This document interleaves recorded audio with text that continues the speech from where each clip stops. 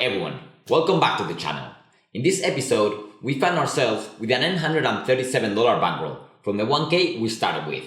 The streaming came down with a lot of bluff catching and bluffing spots, and we even got a 93% equity spot where, well, we got coolered.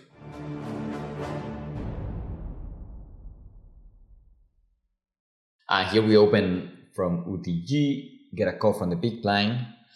And I think I'm gonna play this hand more like a bluff catching mode versus a recreational. Here, I think we have some value versus draws versus, mainly draws and random hands. And I think by doing that, we do get some cool action in general, like we can induce stuff. Yeah, like that. I mean, when he goes for an overbet, it sucks for sure. I mean, he actually fall versus the overbet.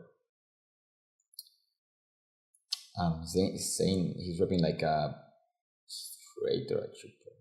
I mean, I don't know. I think I'm gonna call because the line was so random. Yeah. It's Queen 10. We hit a Queen Jack 5 board. And it's a 3-bet pot, cutoff versus button. Now, I mean, I think we prefer just calling with this hand. I mean, jamming is for sure going to be okay. I mean,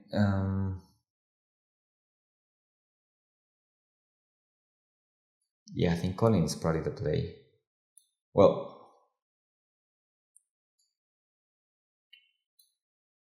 range seems, the problem is like if he's going to jam a lot on the river with ace king and those, I think I prefer just jamming. That way we don't get bluffed on the river basically. I mean, and I have like a lot of equity, so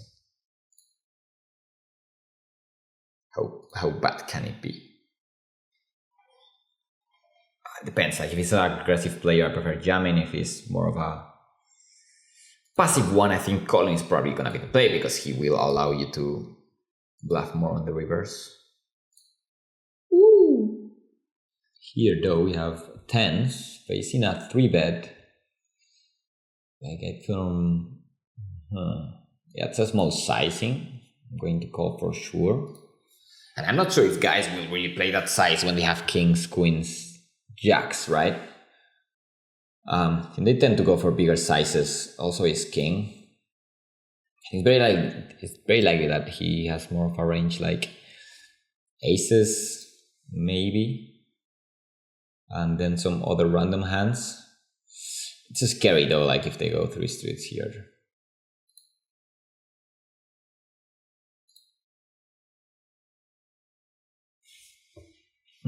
Okay, I mean that's a river he's always gonna represent when he has a bluff. The thing is how likely it is that he actually has a bluff. I don't think he's gonna be holding ace king that much because of the size he used pre-flop. At the same time, like, yeah, an unknown guy going for a 3-bet from the big blind, 3 streets. He could be holding ace queen, ace jack, but I mean, it's not even sure that they even 3-bet those kind of hands, that they go for a triple barrel. Yeah, I mean, just gonna make the fold. Here now I gotta call with the 4s, right? I mean, I actually have not much idea, but I imagine that the odds are very nice.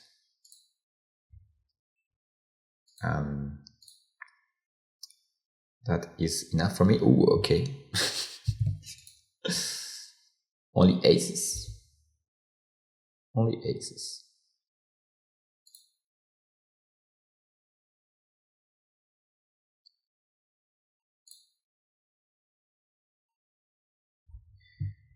Okay, we don't win. Here we're trying to bluff one more time. Yeah, I think here he could still be holding like many 10x, 9x, which are not an easy hand to call with. He could also be holding some Queen X for sure, but it's a white spot. I think there are still way too many weak hands. Okay, we're getting big to work today. Come on, take it. And here okay.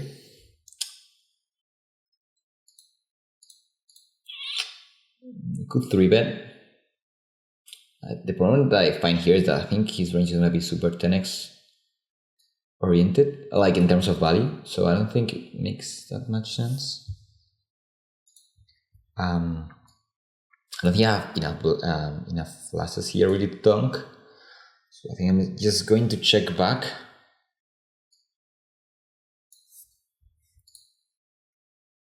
Now, well,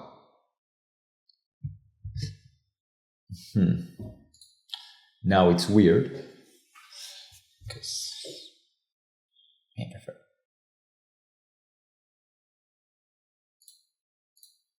I don't know.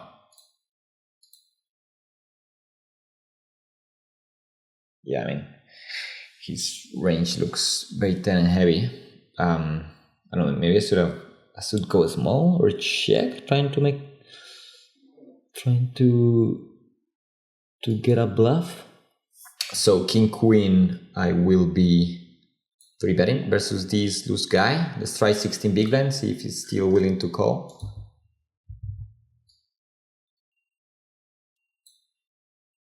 He is, and now, well, the problem is like we've been, he's been very passive overall. So I don't think we should be trying to induce much. Yeah, I would just play this hand 3 streets. Once you go for the raise, well, I mean, knowing that he's passive, I think it's likely to have a strong hand, but obviously not. I don't expect it to be stronger than King Queen of that often. Yeah, it was a very nice hand to see a call by pre-flop. No, only once. We're doing it only once. No cash out. Easy. Oh fuck. No. My god. Okay. That goes for the EV. And here we are defending 8-6 off. Pretty loose, but you know, targeting a recreational. And indeed, he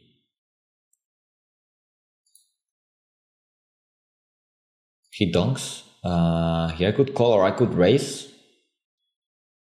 Oh man. Okay, I mean the guy behind I don't think is gonna have much. There is a double flush draw which he could be holding. So I think he's raising big here. Is the play? He calls. He's super likely to have a flush draw. Okay. Clean river. You wanna go for the jam, my friend? Or are you gonna go for the check call? Oh, you go for the jam. I take it. Easy money. Here, Queen Jack 6. I think I'm a bit of a. Like if I knew how aggressive this guy is, it would be very simple.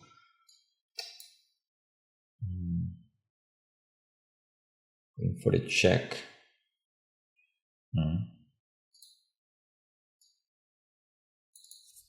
Okay, now I think I just have to go 2 streets.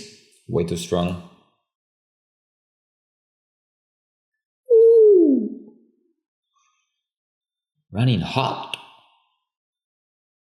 Oof, man. I mean, you have a jack. I have a jack too. What do you have? Oh, same jack. Sad. Pretty sad. Here we are going to raise. And now I'm going to check back.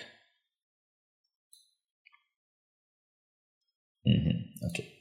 Okay, yeah, this is a bit of a problem. I mean, not that much of a problem. 13 big blinds, not that big. We have a 56 BPAP behind.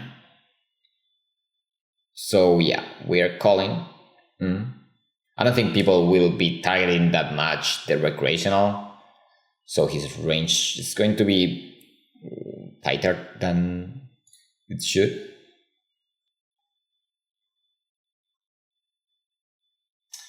I think just calling.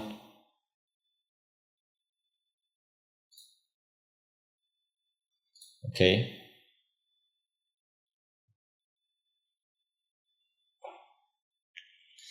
Yeah, and now this is the kind of spot which should be super easy call down, because yeah, he should be here squeezing king, queen, king 10 or whatever. Now there are two flush draws on board, which he could be holding. Am I looking to fold river for the size? Like this could be either a flush draw or an added hand. Versus that range. I mean, stacking off is nice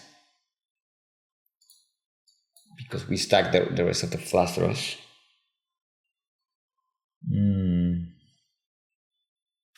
We also get cooler by the queens. I mean, I think like we have not much behind, so.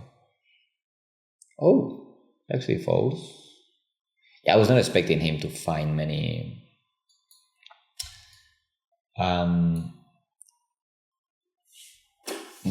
ace king and king queen for that size. Like I thought those kind of hands would probably go for a smaller size. Either way, I was not planning to call rivers. If I call, I don't think people will bluff that much, because as I said, like I think his range is going to be too strong. Pre-flop, like should have a pretty wide range, but I don't think people do adapt enough versus the whale that is on the small blind. So, well, that's fine. We take down the pot to finish the session. Well, our bankroll is at 855. Another tough day. I mean, two stacks. I think we've been running pretty bad overall, so I don't think two stacks is much of a problem. Yeah, once we find the run good, I think we can get those stacks back pretty easy. Okay, we get $30, which is it's below 80, right? Yeah, it's below 80. Okay, that's fine. So, if you want to catch more of the action, join me live on Twitch every Tuesday and Thursday at 5 p.m. Central European Time.